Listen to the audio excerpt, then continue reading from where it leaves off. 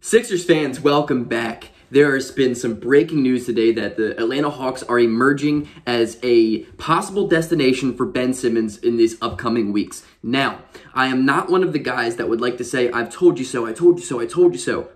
But I would like to say it here.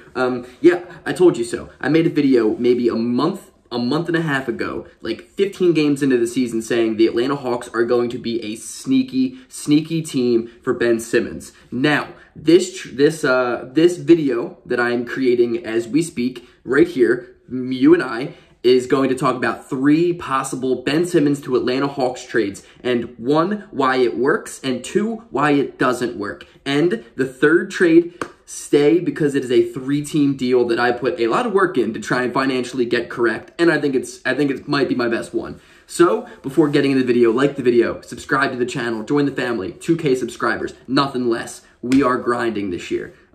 Sixers game tonight. Let's go Sixers. Let's jump into trade number 1. Numero uno, Ben Simmons to the Hawks.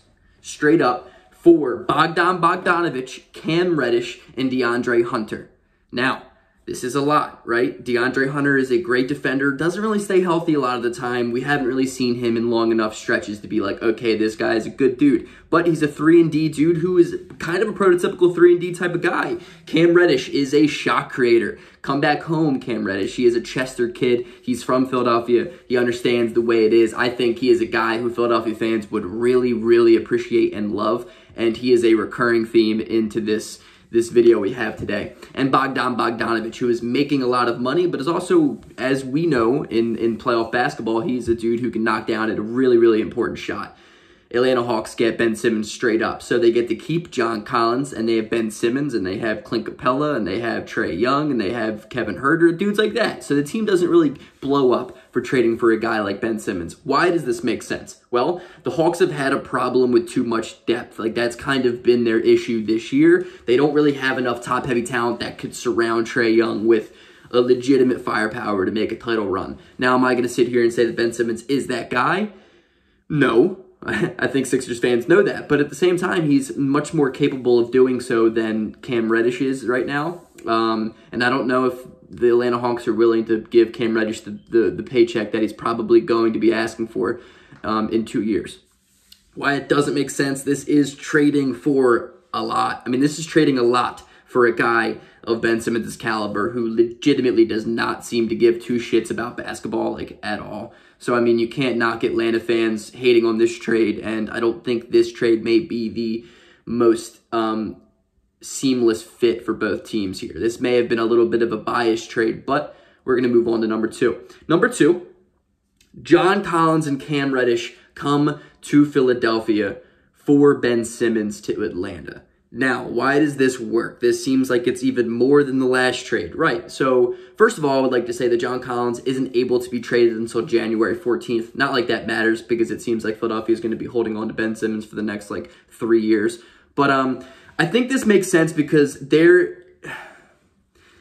a weird fit alongside Capella and John Collins, and I think it would be weird to add Ben Simmons into that mix. They've already been considering trading this man for what seems to be like an eternity now, and I think Ben Simmons' defensive ability is something that is so much lacking in the city of Atlanta. Atlanta doesn't really have a guy who can stop somebody. They've drafted DeAndre Hunter to be that guy, but, I mean, Hunter hasn't been able to be on the court at all. I mean, the best ability is availability, and DeAndre Hunter doesn't seem to have that, and he's never shown glimpses of Ben Simmons' defensive ability. And so I think Ben Simmons at the 4 running a pick and roll with Trey Young could be legitimately insane. Like, sincerely insane. Offensively and defensively, Ben Simmons will fill a lot of holes that they have on that team. I think Capella has had a really, really bad year, especially defensively. Their plus-minus with Capella off the court is much better than it is with him on it, which is kind of crazy. But I think if you put Ben Simmons and Clint Capella at the 4 and 5 positions, defensively, Atlanta takes a humongous leap. And that leap is extremely important when playoff time comes. Why it doesn't make sense is, I would like to ask you, is there that much of a difference between John Collins and Ben Simmons when it comes to the fit between those two guys and Trey Young? And is that difference big enough to justify a trade like this for Atlanta? I don't know. I think John Collins and Trey Young are seamless together offensively, 100%. John Collins is one of the most efficient dudes on the offensive end in the NBA. And I think so much of that has to do with the ability of Trey Young and the way that those two play together. Their pick and rolls are nice when they run them. Capella is such an efficient scorer and shooter, and he doesn't have to do too much because a guy like Trey Young is on that team. Is the difference between Ben Simmons and Trey Young and Collins and Trey Young big enough to make that move? I don't know, but I think it's an interesting trade to think of because Atlanta has been rumored to be trading Cam Reddish and John Collins for what seems to be like 2-3 years now. I know for Collins for sure. But I think the Atlanta Hawks know that they're not exactly where they need to be at right now. So I think this is a trade that could kind of make a lot of sense financially, of course, and basketball-wise for both teams. And my last trade, here we go, 3-team trade parter. The Sixers receive Jalen Brunson, Tim Hardaway Jr., and Cam Reddish. The Atlanta Hawks receive Ben Simmons, and the Dallas Mavericks receive John Collins and Danny Green.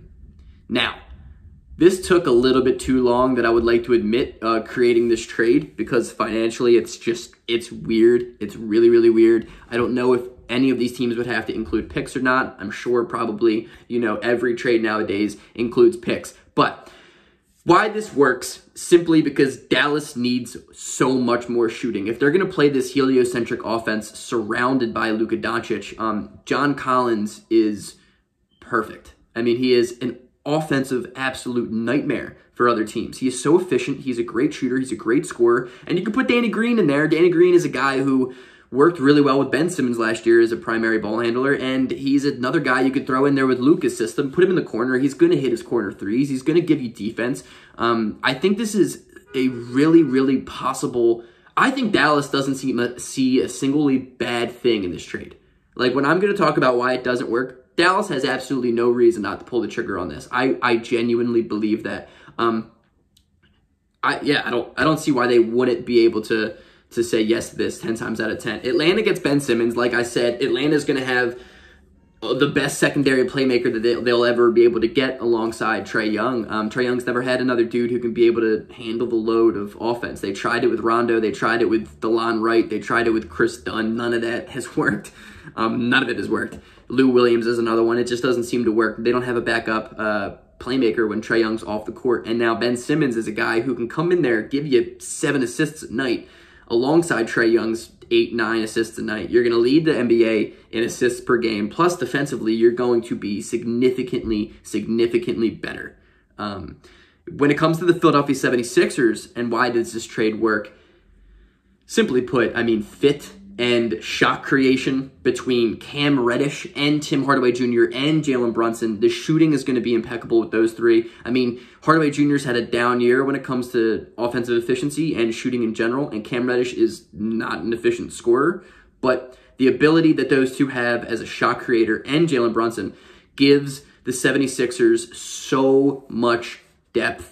So much depth. I mean, this is the absolute best trade I think Philadelphia could pull off.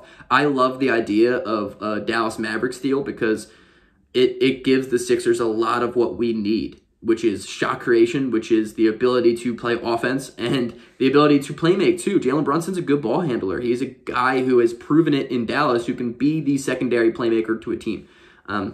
He's undersized, but he's a guy who can get the job done 9 times out of 10. And I love Jalen Brunson. I think he's a very underrated NBA player. Why this trade does not work. For Atlanta, they are taking a huge risk. It comes back down to the exact same thing I've been saying. Is this risk worth breaking up the Collins-Young duo? I mean, they are one of the better offensive duos in the NBA. They always have seemed to be. I think John Collins is a perfect fit alongside Trey Young offensively. But I think what Ben Simmons brings defensively and as a tertiary playmaker, it gives Atlanta a different layer of success that I think that is going to be much needed when it comes to playoff times especially. And as defense is so important in the playoffs, and so is, shooting open layups when Trey Young is guarding you. But hey, that's neither here nor there. It seems like an eternity ago. So, Philadelphia, though, why it might not work is the fact that they would have to pay Jalen Brunson a bag at the end of this year. The dude's got like $2 million on his contract.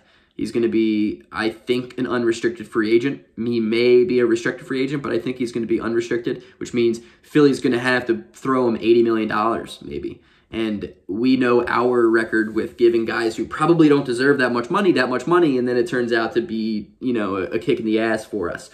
Also, Tim Hardaway Jr. has 4 years of $21 million a year for his contract. That's going to be a hefty paycheck to pay. But at the same time, like, I'm kind of here for it. Especially if there's going to be a way to get out Tobias Harris. But I think a trade like this, which I love so much because of the fact I think it would make Tobias Harris a better basketball player. And I think that's something that the Sixers organization needs to really take into account, because we're giving Tobias Harris $180 million. We need him to be the best possible version of himself. And I think that a trade like this, with extra shot creation, with extra floor spacing, with more playmaking, I think this can make Tobias Harris a much, much better player. It's going to make him a more comfortable player, which is huge, because he seems like he's just out of his comfort zone all year long with Ben Simmons gone. Dallas, I legitimately could not find a reason why they wouldn't make this trade. So yeah, Dallas would make this trade. So hey, Mark Cuban, hit up the Sixers, hit up Atlanta. Let's maybe get this deal done. I don't know. We'll talk about it. Let me know what you guys think in the comment section. That's my video for today. Go Sixers tonight. Let's get that dub. Andre, wherever you are, I know you're going to watch this video. Let me know what you think. I value your Atlanta Hawks opinion on this one. Peace out, fellas.